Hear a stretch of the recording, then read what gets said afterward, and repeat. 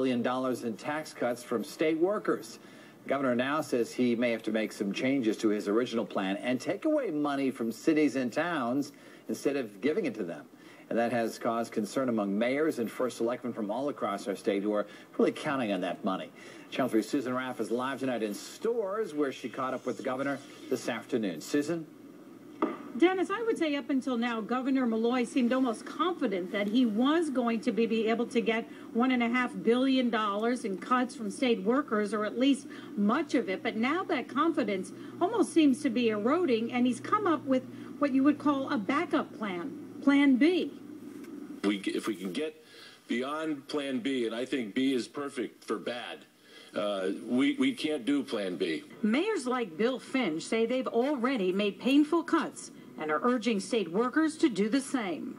If state workers don't take the same sacrifice that municipal workers done, then we have a huge problem. If Governor-Malloy does not get the $1.5 billion in cuts from state workers, he says he will be forced to look elsewhere and could slash state funding for cities and towns. If we don't get agreements with state workers, I'm not going to raise taxes more than we've previously announced, and there'll have to be additional cuts, and everything's on the table. I would imagine it's somewhat of a scare tactic and unlikely to be moved forward as it's been presented to us. It could pit local towns against state employees. Take the town of Portland, which could lose over $1.5 million in state aid. The first select woman says that would translate into a property tax increase. There would also be layoffs, and the town would not be able to buy badly needed equipment. It would be, in fact, disastrous. It would mean nearly a $2 million increase for the town of Portland.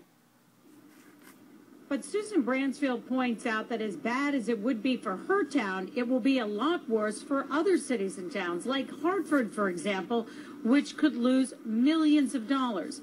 Now, as for the status of these talks between the unions and Governor Malloy, we're told right now the negotiations haven't even begun. Right now, it's simply discussions. We're live with the mobile newsroom. Susan Raff, Channel